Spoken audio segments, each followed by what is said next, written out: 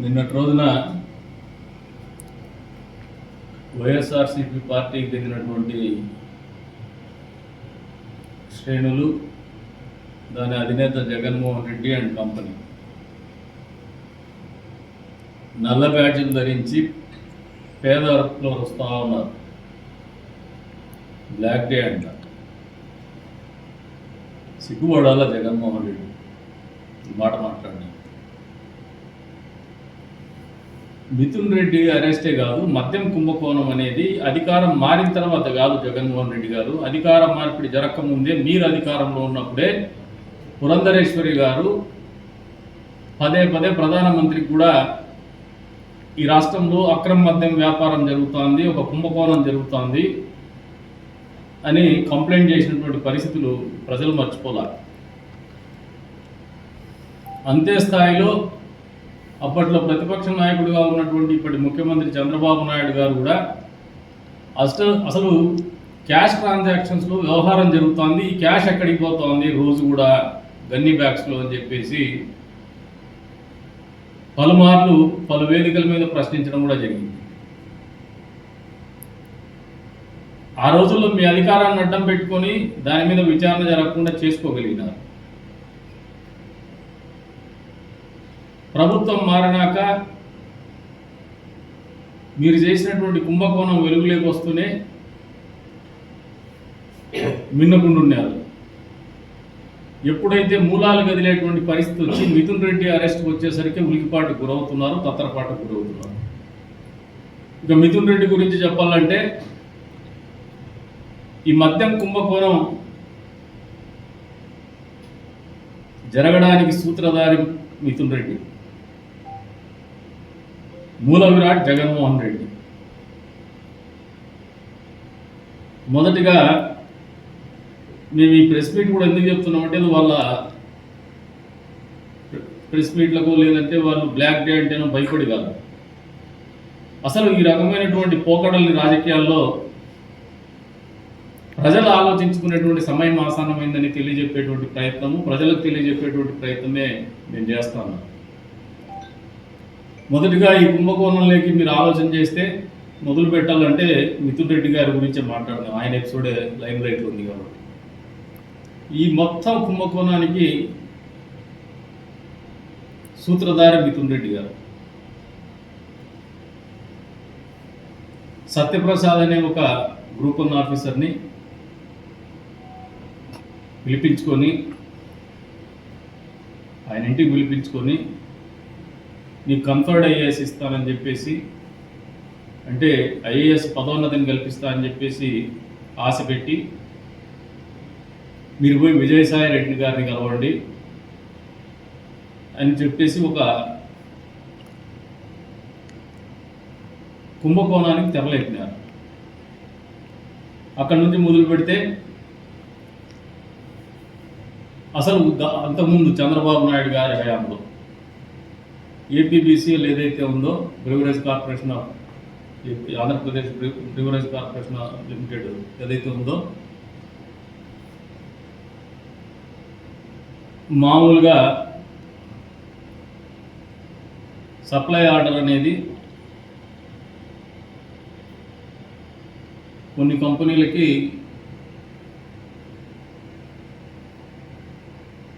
టెక్నాలజీని ఉపయోగించుకొని కంప్యూటరైజేషన్లో ఇచ్చేది, ఆటోమేటెడ్ సిస్టంలో. వీళ్ళు సూత్రం మొత్తం అంతా ఒక కుంభకోణం చేయాలా, డబ్బుని లూట్ చేయాలా, దాదాపు నెలకు 50 నుంచి 60 కోట్ల రూపాయల డబ్బుని దోచుకోవాలా ముడుపుల రూపేనా అని చెప్పేసి ఆలోచన చేసిన తర్వాత దీని రూపకల్పన మొదటిగా సత్యప్రసాద్ గారిని ముగ్గులేకి దింపడం జరిగింది. విజయసాయి రెడ్డి గారు దానికి పూర్తి స్థాయిలో ప్లాటింగ్ చేయడం జరిగింది వీళ్ళందరూ కలిసి. దీంట్లో సబ్సిక్వెంట్గా సజ్జల శ్రీధర్ రెడ్డి గారు కావచ్చు, రాజకేశ్ రెడ్డి కావచ్చు, చాలామంది అక్యూజ్డ్ వస్తున్నారు. కానీ మొదలైంది మిథున్ రెడ్డి ఇంట్లోనే. అక్కడ మొదలు పెడితే అప్పటిదాకా ఏదైతే ఆటోమేషన్ సిస్టంలో ఉన్నటువంటి ఆర్డర్ ఆఫ్ సప్లైని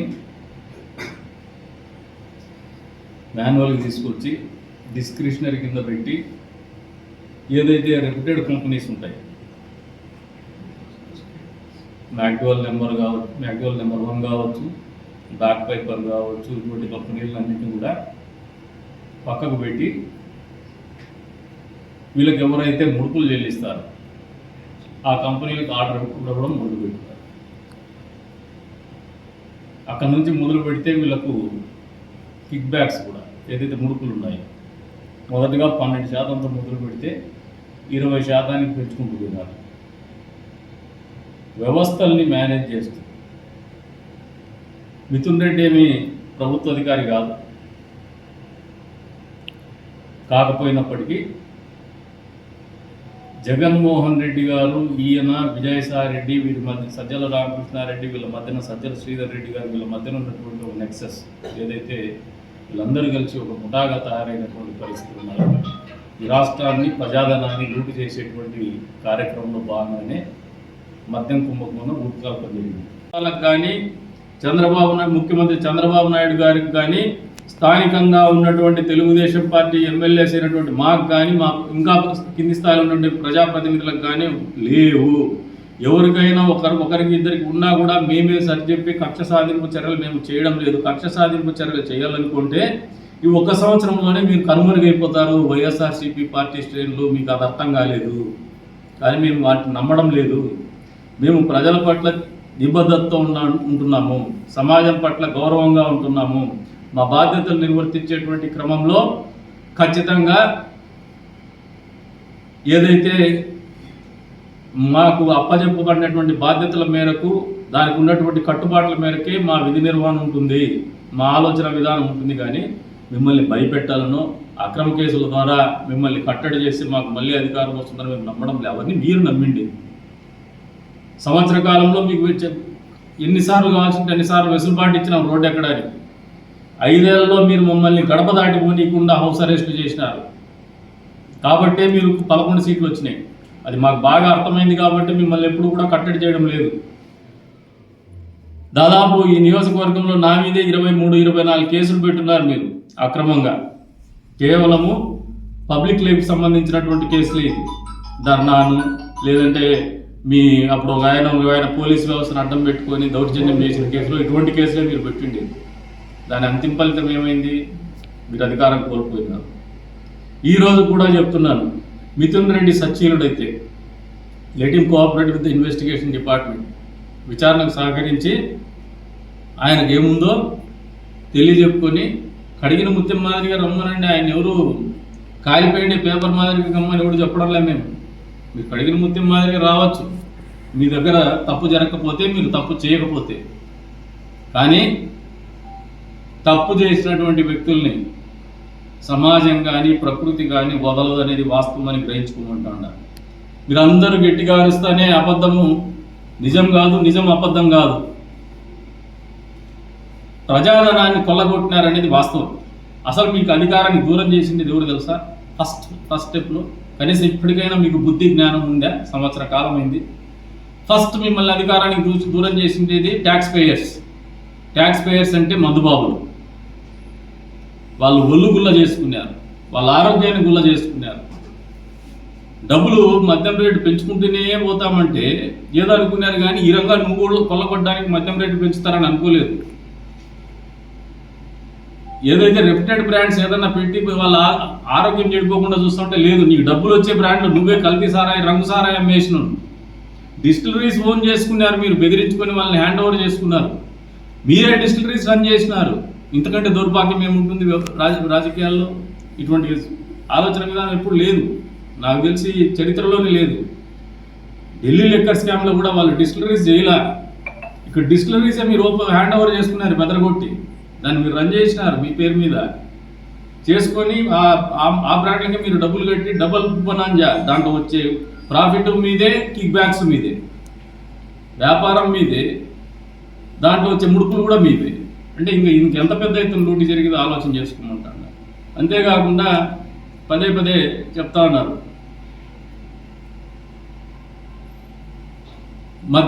మద్యపాన నిషేధము చేయాలనే ఆలోచనతో ఆయన రాజకీయాల్లో ఇది రూపకల్పన చేశాడట. ముక్కునే లేసుకుంటారు ఎవరైనా సామాన్య ప్రజలు. అసలు నువ్వు ఎన్నేళ్ళ అధికారంలో ఉంటావంటే you are the custodian for 5 years, మళ్ళీ మ్యాండేట్ పోవాల్సిందే. నీకు అధికారం ఇచ్చిండేది 5 సంవత్సరాల కోసం. 5 సంవత్సరాల తర్వాత మళ్ళీ ఎన్నికల్లో పోటీ చేయాలా, మళ్ళీ ప్రజా తీర్పును కోరాలా, ఆ తీర్పును అనుసరించే మనం అధికారంలోకి రావాలా, లేదంటే ప్రతిపక్షంలో కూర్చోవాలా. మీకు 5 సంవత్సరాలు అధికారం అప్పచెప్పితే, నిజంగా మీకు మద్యపాన నిషేధం మీద చిత్తశుద్ధి ఉంటే, రాబోయే 25 సంవత్సరాలకు వచ్చేటువంటి మద్యం మీద వచ్చేటువంటి ఆదాయాన్ని కూడా మార్టిగేజ్ చేసి దాని మీద కూడా లీన్ తీసుకొని అప్పు చేసినటువంటి ఘనత మీరు జగన్మోహన్ రెడ్డి మర్చిపోతానరేమో. మీ అబద్ధాలకి పరాకాష్ట ఇవన్నీ, మీ ఆలోచన విధానంలో ఉన్నటువంటి రాక్షసత్వానికి పరాకాష్ట ఇవన్నీ. ఇప్పటికైనా మారండి. ఇవన్నీ కూడా ప్రజలు గమనించమని చెప్పేసి కోరుతా ఉన్నాం, మా శ్రేణులు కూడా కోరుతా ఉన్నాం. ఇది మామూలు విషయం కాదు. ఇది ప్రజలకు తెలియజెప్పాల్సినటువంటి బాధ్యత మన మీద ఉంది. రాజకీయ పార్టీలో భాగస్వామ్యులు అయినటువంటి మన ప్రతి ఒక్కరి మీద కూడా ఉంది. మాట్లాడండి, ప్రజలకు తెలియజెప్పండి. ఈ రకమైనటువంటి ఆలోచన విధానం ఉండేటువంటి వ్యక్తులు రాజకీయ పార్టీ నడపడానికి అర్హులా కాదా తెలియజెప్పండి. ప్రజలు ఆలోచించుకోండి. ఈ రకమైనటువంటి ధోరణి ఉన్నటువంటి వ్యక్తులు రాజకీయాధికారం కానీ రాజకీయ పార్టీలు భాగస్వాములైనప్పుడు ఎంత నష్టపోతుంది సమాజం కానీ, భావి తరాలు కానీ, ఈ ప్రాంతం కానీ అనేది, ఈ రాష్ట్రం కానీ అనేది ప్రజలు ఆలోచించుకోనండి. ఈ రకమైనటువంటి పరిపాలనా విధానాల వల్ల దేశంలోనే కాదు ప్రపంచ దేశాల్లో కూడా మనం ఎంత పలసనైపోతాం అనేది ప్రజలు ఆలోచన చేసుకునే విధంగా మనందరూ కూడా తెలియజెప్పని చెప్పేసి కూడా మా కార్యకర్తలను కూడా కోరుతాను, మా నాయకులను కూడా కోరుతాను, మా భాగస్వామ్య పార్టీలు అయినటువంటి బీజేపీ జనసేన పార్టీ నాయకుల్ని కార్యకర్తలను కూడా కోరుతాను. ప్రజల్ని ప్రత్యేకించి కోరుతాను ఏమంటే, ఇది కక్షపూరితమైనటువంటి చర్య కాదు. ఇది మనందరి హక్కుల్ని హరించి వేస్తూ, మన జీవితాన్ని బుగ్గిపాలు చేస్తూ, ఒక వ్యక్తి డబ్బు సంపాదించుకోవడానికి ఒక రాజకీయ పార్టీని ఆయన మళ్ళీ ఎలక్షన్లో గెలిపించుకునేటువంటి ప్రయత్నంలో భాగంగా కేవలం డబ్బుని, కులాన్ని, మతాన్ని మాత్రమే నమ్ముకొని ప్రజలు మిమ్మల్ని నమ్మలా, మీ ఆలోచనని నమ్మలా, మీ బాగోగుల్ని నమ్మలా, ఈ ప్రాంత అభివృద్ధిని నమ్మలా. కేవలం ఆయన డబ్బు ఉంటే చాలు, కులం ఉంటే చాలు, కులం తెలియకుండా మతం ఉంటే చాలు, ఈ మూడింటి మాత్రమే నమ్ముకొని రాజకీయాలు చేసినందుకే ఆయన ప్రజలు చాలా విఘ్నులు కాబట్టి 11 సీట్లకు పరిమితం చేసినారు. మళ్ళీ మభ్యపెట్టేటువంటి ప్రయత్నం జగన్మోహన్ రెడ్డి అండ్ కంపెనీ చేస్తూ ఉంది. గతంలో పలుమార్లు చెప్పినా నేను, జగన్మోహన్ రెడ్డి అనే భూతాన్ని మద్యంలో మొదలుపెట్టినాడు రాజకీయము. మద్యం సీసాలోనే బిగించేసి బిరడా దానికి క్యాప్ కూడా చేసేసి పాతాళంలో తొక్కేయబోతున్నారు ప్రజలు అని చెప్పేసి కూడా తెలియజెప్పినాం. అది జరుగుతూ ఉంది. జరుగుతా అంటే మామూలుగా కోడి గొంతు కోసి రోడ్డు మీద అప్రహెన్షన్ ఉంది.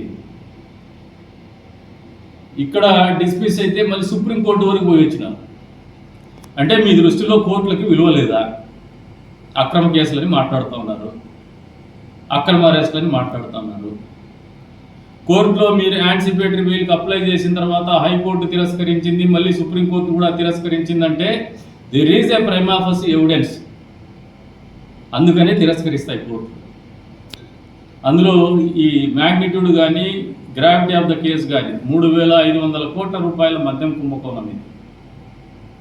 దీంట్లో ఉన్నటువంటి గ్రావిటీ కూడా, ఈయన పాత్ర మీద ఉన్నటువంటి అభియోగాలు కూడా కోర్టు దృష్టికి పోయిన తర్వాత prima facie there is an evidence అని చెప్పేసి కోర్టు నమ్మే మీకు యాంటిసిపేటరీ బెయిల్ తిరస్కరించింది అనేది వాస్తవమా కాదా? జగన్మోహన్ రెడ్డి అండ్ కంపెనీ ప్రజలకు తెలియజెప్పాల్సినటువంటి బాధ్యత ఉంది. ప్రజలు కూడా అర్థం చేసుకోమంటాడు వీళ్ళ ఆలోచన విధానం, వీళ్ళ ఉలికిపాడుతనం. అంటే మభ్యపెట్టి ఎదురుదాడి చేసి ఏమవుతుందిలే, ప్రజల్ని నిరంతరం మభ్య పెడతాము, దీని గురించి పట్టించుకునేవాడు ఎవరులే, రేపు పొద్దున కోర్టులో శిక్ష పడితే కదా అంటే డిఫెన్స్ ముందుగా ఎందుకు సెట్ చేసుకుంటున్నారండి? మీరు కోర్టులో కొట్టేస్తారన్నప్పుడు భయం ఎందుకు మీకు? అరెస్ట్ అనేది ఒక క్రిమినల్ కేసు జరిగినప్పుడు మీరు ఎవిడెన్సెస్ ట్యాంపర్ చేస్తారనో, బయట ఉంటే ఇంకా ఇబ్బందిగా ఇన్వెస్టిగేషన్కి అడ్డంకులు సృష్టిస్తారు. ఎందుకంటే మీరు చాలా ప్రభావవంతమైనటువంటి వ్యక్తులు వ్యవస్థలో. ఈ కొత్త సంస్కృతిని తెచ్చింది వైఎస్ రాజశేఖర రెడ్డి గారి హయాంలో మొదలైంది. ఇది గాలి జనార్దన్ రెడ్డిని ఎంకరేజ్ చేసింది మీరే, క్రోనీ క్యాపిటలిజంని ఎంకరేజ్ చేసింది మీరే.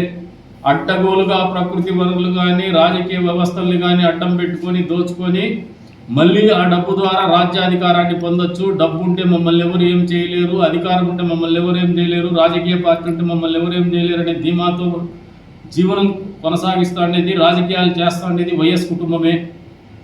అందులో భాగంగానే ఈరోజు కూడా మీరు నమ్మినటువంటి సిద్ధాంతం ఏంటంటే అధికారం వచ్చిన తర్వాత 151 సీట్లతో దాన్ని అడ్డం పెట్టుకొని ఇటువంటి కుంభకోణం, ఇది కేవలం ఒక మచ్చుక మాత్రమే, ఇది మద్యం కుంభకోణం. ఇంకా చాలా ఉన్నాయి మీరు చేసినటువంటి. కింది స్థాయి నుంచి పై స్థాయి వరకు మీరు నమ్మిండేది పేటెంట్ రైటు ఈ కుంభకోణాలకు ఎవరికి ఉందంటే వైఎస్ కుటుంబానికి, వైఎస్ఆర్ పార్టీకే, వేరెవరికి లేదు. ఆ రోజున మీ తండ్రి గారి అధికారాన్ని అడ్డం పెట్టుకుని కుంభకోణాలకు తెరలేపింది కూడా మీరే, జగన్మోహన్ రెడ్డి గారు. మీకు కొత్త ఏం కాదు ఈ రోజున. అసలు ప్రధాన సూత్రధారి, అంతిమ లబ్ధిదారుడు ఎవరంటే జగన్మోహన్ రెడ్డి. మీకు కేసులకు మీరు ఎందుకు భయపడతారు జగన్మోహన్ రెడ్డి గారు? మీకేం జైలు కొత్తనా, కేసులు కొత్తనా, కోర్టులు కొత్తనా, బెయిల్ కొత్తనా, మేనేజ్ చేయడం కొత్తనా? ఇవన్నీ ఏం కొత్త కాదు. కానీ మీకు తెలియని సత్యం ఒకటి ఉంది జగన్మోహన్ రెడ్డి. మీరు రెండోసారి మీ తండ్రికి అధికారం వచ్చిన తర్వాత మీరేమనుకున్నారంటే నిరంతరం అధికారం మా సొంతంగా ఉంటుంది, ప్రతిపక్షాలను మట్టు పెట్టగలమనే ఆలోచనతో మీరు ఆలోచన చేసినప్పుడు నేచర్ ఒకటి ఉంటుంది, ప్రకృతి ఒకటి ఉంటుంది. ఆ ప్రకృతి ఖచ్చితంగా దీన్ని బ్యాలెన్స్ చేసేటువంటి ప్రక్రియ చేస్తుంది. అందులో భాగమే మీ తండ్రి గారి హఠాన్ మరణం, హెలికాప్టర్ యాక్సిడెంట్ అనేది మీరు మర్చిపోవద్దని చెప్పేసి చెప్తాను. మీరు అత్యంత బలవంతుడు, నాకు అడ్డం లేదనుకుని అడ్డగోలుతనంతోనే ఆ రోజున కూడా మీరు సూట్ కేసు కంపెనీలు పెట్టి కలకత్తాలో కూడా డబ్బులు రూటింగ్ చేసుకున్నారు. పెద్ద ఎత్తున ప్రజాధనాన్ని కొల్లగొట్టారు. ఈ రోజున మళ్ళీ అందులో భాగంగానే మీకు అపోహలు కొన్ని ఉన్నాయి. మొన్న అధికారం వచ్చినప్పుడు 30 ఏళ్ళు మేమే ముఖ్యమంత్రి అనుకున్నాం. అందుకే ఇంత విచ్చలవిడితనం ఉంది మీకు. అసలు ఈ డబ్బు కానీ, రాజకీయ అధికారం కానీ మీకు కళ్ళు కనపడినటువంటి పరిస్థితికి, మీ ఆలోచనని స్తంభింపజేసేటువంటి పరిస్థితులకి, అసలు ఈ ప్రపంచంలో ప్రకృతి ఒకటి ఉంది, సహజ న్యాయం ఒకటి ఉంది, ఇవి ఖచ్చితంగా ప్రివేల్ అయితే అనే భయం లేనటువంటి లెక్కలేనితనంతోనే మీరు చేస్తున్నటువంటి కార్యక్రమాలు. అసలు సిద్ధం సభ గురించి మాట్లాడితే ఈ డబ్బు కాకుండా ఏం డబ్బు ఉండింది జగన్ రెడ్డి మీ దగ్గర? అడుగు తీసి అడుగు పెడితే డబ్బు. మీరు ప్రతి నియోజకవర్గంలో ఒక మెటడోర్నో ఇంకో వ్యాన్లో పెట్టేసి మామూలుగా కార్టూన్లో డబ్బులు ప్యాక్ చేసి పంపించి డెలివరీ చేసినటువంటి పరిస్థితి ఎన్నికల సమయంలో మీ అభ్యర్థులకి వాస్తవమా కాదా? నా దగ్గర వీడియోలు ఉన్నాయి. కదిరిలో దింపినప్పుడు కూడా వీడియోలు ఉన్నాయి మా దగ్గర. మీరు కేవలం డబ్బును మాత్రమే నమ్ముకున్నారు. అందుకే మీరు ఇటువంటి కార్యక్రమాలు చేస్తూ ఉంటారు. తగులుకున్నప్పుడేమో అక్రమ కేసులు అంటారు. రెండోది స్పష్టంగా చెప్తున్నాం, చంద్రబాబు నాయుడు గారు అనే ఒక నాయకుడు, ఆయన ఒక నాయకుడు, రాజకీయ నాయకుడు అనే కంటే ఈజ్ ఎ స్టేట్స్ మ్యాన్. ఈ రాష్ట్రం బాగుండల్లా, తెలుగు జాతి బాగుండల్లా, తెలుగు జాతి ప్రపంచ దేశాల్లో గుర్తింపు పొందాలనే తపనతో ఎప్పటికప్పుడు అభివృద్ధి పదంలో మొదటి స్థానంలో నిలబెట్టాలనే ప్రయత్నం నిరంతరం చేస్తూ వచ్చేటువంటి నాయకుడు. మీరు ఒప్పుకున్నా ఒప్పుకోకపోయినా గడిచిన 40 సంవత్సరాలు కూడా తెలంగాణ, ఆంధ్రప్రదేశ్ రాష్ట్ర విభజన జరగకముందు, రాష్ట్ర విభజన జరిగిన తర్వాత కూడా చంద్రబాబు నాయుడు చుట్టూనే రాజకీయాలు పరిభ్రమిస్తాండాయి. జగన్మోహన్ రెడ్డి మీరు అండర్ ఎస్టిమేట్ వేసుకొని అతిగా మాట్లాడుతూ ఉన్నారు. ఆయన మీ మీద కక్ష సాధింపు చేసేటువంటి ఆలోచన విధానం కానీ, అంత చిన్న స్థాయి ఆలోచనలు కానీ ఉండేటువంటి వ్యక్తి కాదు, అంత స్థాయి నాయకుడు కాదు ఆయన. ఆయన దృష్టి ఎప్పుడు కూడా చాలా దూరదృష్టి ఉన్నటువంటి వ్యక్తి, సమాజ హితం ఆలోచించేటువంటి వ్యక్తి. ఇటువంటి చీప్ టాక్టిక్స్ ఏదో మిమ్మల్ని కేసుల్లో ఇరికిచ్చేస్తేనే రాజకీయాలు అయిపోతాయని నమ్మేటువంటి భ్రమంలో ఉన్నటువంటి నాయకత్వం కాదు. కానీ ప్రభుత్వాలకు బాధ్యత ఉంది. ప్రభుత్వం అనేది custodian of the properties of the people, custodian of the state. అందులో భాగంగానే ఎక్కడైనా తప్పిదాలు జరిగితే, ప్రజాధనము దుర్వినియోగం కాబడితే దాని మీద చర్యలు తీసుకునేటువంటి కార్యక్రమము ఖచ్చితంగా ప్రభుత్వాలు, వ్యవస్థలు, సంస్థలు నిర్వహిస్తాయి. అందులో ఎక్కడా సందేహం లేదు. ప్రజలు కూడా అర్థం చేసుకోండి. మొదలు పెడితే అసలు వ్యవస్థలు ఎంత భ్రష్టు పట్టించినాడంటే, Rajat Bhargav IAS officer, senior IAS ఆఫీసర్ని అడ్డగోలుగా తప్పిదాలు చేయించినారు. అంతేకాకుండా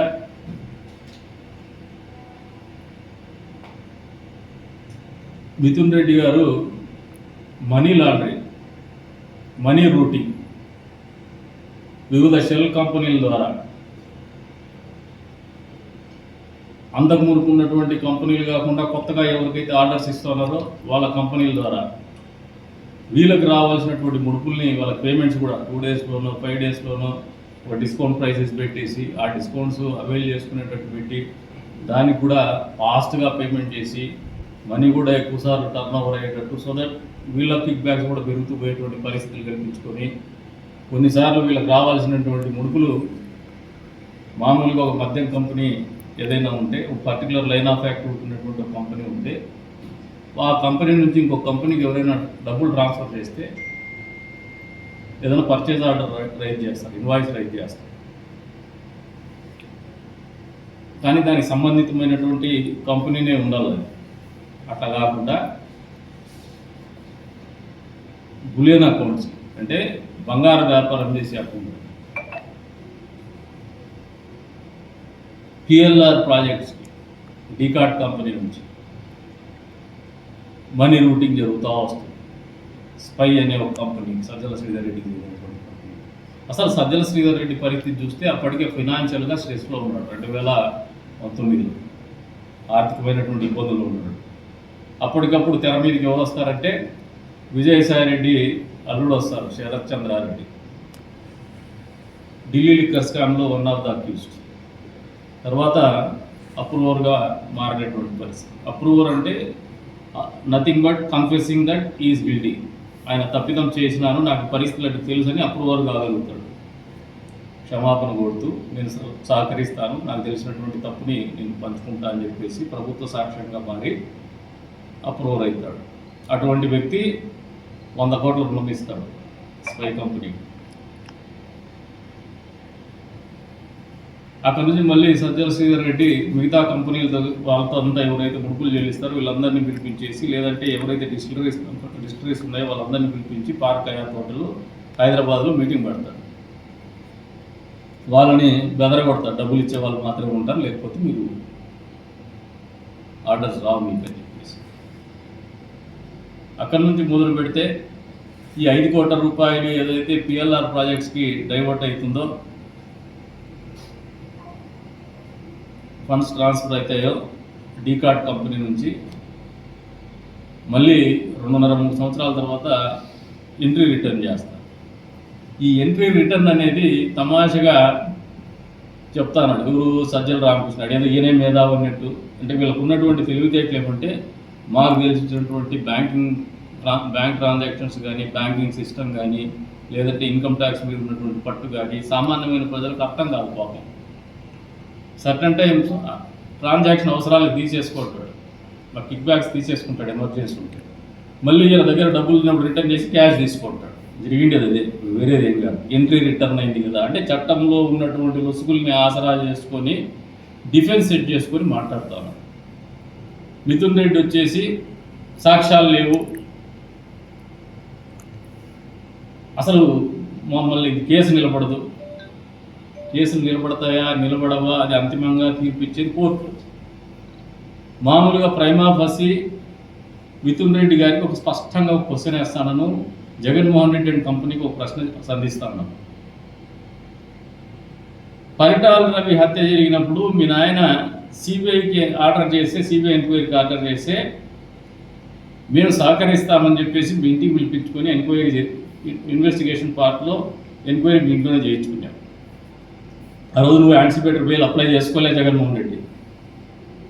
అంటే ఆ రోజు అధికారంలో ఉన్నాం, కేంద్రంలో కూడా అధికారంలో ఉన్నాం, మమ్మల్ని ఎవరు ఏం చేయలేరనే ధీమా మీకు.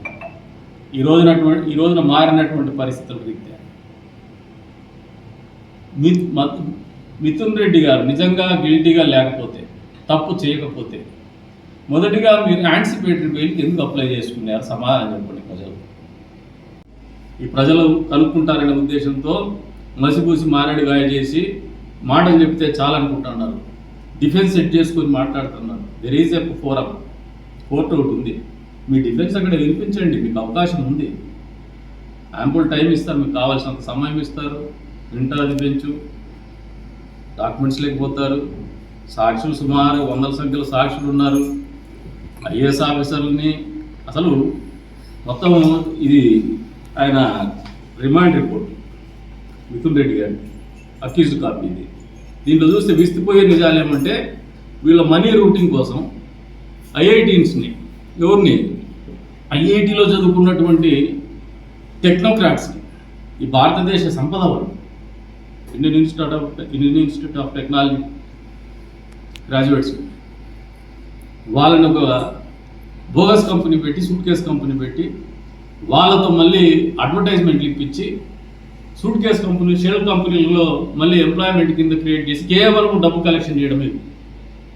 కేపీఎంజీ లాంటి ఒక సర్వీస్ మేనేజ్మెంట్ ఆర్గనైజేషన్ ఎట్లా డబ్బు కొట్టేయాలని చెప్పి దానికి వాళ్ళు వాడేసినారు. నేను మొన్నటి రోజు చెప్పిన కదిలో టెంపుల్ టూరిజం సర్క్యూట్లో కేపీఎంజీ వాళ్ళ సలహాలు సూచనలు కూడా తీసుకుంటాం, వాళ్ళ సర్వీసెస్ కూడా తీసుకుంటాం. మేము ఆ రకంగా ఆలోచన చేస్తామంటే వీళ్ళు మద్యం కుంభకోణంలో డబ్బులు దొబ్బేయడానికి వాడిన వాళ్ళు. ప్రపంచ దిగ్గజ సంస్థ అంటే ఈయన డబ్బు కొట్టడానికి, ఈయన బతకడానికి, అసలు ఈయనకు షాప్ ఉంది. ఈయన కడుపు నిండినా కళ్ళు నిండేటట్టు లేదు ఈయన. అది ఒక షాప్ ఆయన కదా, అర్థం కావడం ఏం చేస్తాడో ఇంత డబ్బు. మరి మాట ఎత్తే దుబాయ్, సౌత్ ఆఫ్రికా, వివిధ దేశాల్లో మైనింగ్ లేక పెట్టుబడులు పెట్టినారు మిథున్ రెడ్డి గారు. ఎక్కడి నుంచి వచ్చినాయి? వాళ్ళు చెప్పుకుంటారు మేము చాలా గొప్ప కుటుంబం అని చెప్పేసి. ఇదే మిథున్ రెడ్డి 20 సంవత్సరాలు ఎన్నికపోతే, 20 సంవత్సరాలే ఎక్కువ కాదు, 20 సంవత్సరాలు ఎన్నికపోతే గుంతకల్లో రైల్వే టెండర్ల కోసం కొట్టుకునేవాడే, షెడ్యూల్ వీక్కొని చించుకునేవాడే. ఈయనేం కార్పొరేట్ కంపెనీ కాదు అప్పటికి. పిఎల్ఆర్ ప్రాజెక్ట్స్ అనేది కూడా it's one of the infra company, small infra company. Have started like that. అదేం తప్పు కాదనుకోండి, చిన్న కంపెనీతో మొదలుపెట్టి ఎదగడం తప్పు కాదు, కానీ ఎదిగేటువంటి క్రమంలో ఏ రకంగా ఎదిగినాడు అనేదే ప్రశ్నార్థం. అధికారాన్ని అడ్డం పెట్టుకున్నా, అడ్డగోలుతనంతోనా, అవినీతితోనా, దౌర్జన్యంతోనా, ఎదురొచ్చున్నోని తొక్కేసా, అధికారాన్ని అడ్డం పెట్టుకొని విచ్చలబెడితనంతోనా, ఈ రకమైనటువంటి ధోరణి ప్రజలు అర్థం చేసుకోవాలని చెప్పేసి చెప్తూ, మిథున్ రెడ్డి గారి అరెస్టు ఏ రకంగానూ అక్రమ అరెస్ట్ కాదు. మిథున్ రెడ్డి గారి మీద వచ్చినటువంటి కేసు అది విచారణలో భాగంగా ఆయన చేసినటువంటి నేరాలకు పరాకాష్ఠ ఉన్నటువంటి పరిస్థితి, ప్రశ్నించేటువంటి హక్కు దర్యాప్తు సంస్థలకు ఉన్నటువంటి పరిస్థితి, అటువంటి సాక్ష్యాధారం ఉన్నటువంటి పరిస్థితి, ఇవన్నీ వెలసే ఆయన అరెస్టుకు దారితీసింది. కానీ ఎక్కడా కక్ష సాధింపు కానీ అక్రమ కేసు కాదని చెప్పేసి తెలియజెప్తున్నాం. వచ్చే రోజుల్లో అంతిమ లబ్ధిదారుడు జగన్మోహన్ రెడ్డి అండ్ ఫ్యామిలీ అనే చెప్తున్నా నేను, నాకున్నటువంటి పరిజ్ఞానం మీద. గతంలో కూడా చెప్పినా నేను 3 పిల్లలు లెక్క ఖర్చు ఎంచుకునే దాంట్లో బిజీగా ఉండేది 5 ఏళ్ళు. ఇదే వ్యాపారమే వీళ్ళ వరకు పోతుంది. వచ్చే రోజుల్లో వాళ్ళు కూడా విచారణ ఎదుర్కోక తప్పదు. ఖచ్చితంగా ప్రజాక్షేత్రంలో ప్రజలకు సమాధానం చెప్పాల్సినటువంటి బాధ్యత జగన్మోహన్ రెడ్డి మీద ఉంది. ఈ రోజున చెప్తున్నాము, he is an habitual offender. ఆయనకు ఉన్నటువంటి నేర ప్రవృత్తి, నేరం చేసేటువంటి మనస్తత్వము, ప్రజలు ఆలోచన చేయాలా, ఇటువంటి వ్యక్తులకు అధికారం ఇస్తే మళ్ళీ నేరాలే చేస్తారు, ఆర్థిక ఉగ్రవాదులుగానే ఉంటారు, ఆర్థిక నేరాలే చేస్తారని చెప్పేసి కూడా తెలియజెప్తున్నాం. ఏది జరిగినా కూడా సరైనటువంటి మార్గంలో దర్యాప్తు సంస్థలు సాక్ష్యాలు ఉంటే మాత్రమే చర్యలు తీసుకోగలుగుతారు. వాళ్ళు ఏదైనా అడ్డగోలుకు పోయినా కూడా దాన్ని క్వశ్చన్ చేయడానికైనా లేదు కట్టడి చేయడానికైనా కోర్టులు ఉన్నాయి. మిథున్ రెడ్డి గారు కూడా దాన్ని అవైల్ చేసుకోవడానికి సుప్రీంకోర్టు వరకు పోయినారు. సుప్రీంకోర్టులో తిరస్కరింపబడిన తర్వాతే లుకౌట్ నోటీస్ జారీ చేస్తామంటే భయపడే సరెండర్ అయినారు. కానీ అదర్వైజ్ ఎప్పుడు కూడా విచారణకు సహకరించినటువంటి పరిస్థితి లేదు. నిజంగా ఆయన నిరపరాధ అయితే పిలిచిన మొదటి రోజే పోయేసి విచారణకు సహకరించేవాడని చెప్పేసి కూడా తెలియజెప్తాను. ఇప్పటికైనా నోళ్ళు మూసుకొని చేసిన తప్పిదానికి లెంపలేసుకొని ప్రజలకు క్షమాపణ చెప్పమని చెప్పేసి కూడా కోరుతా ఉన్నాం.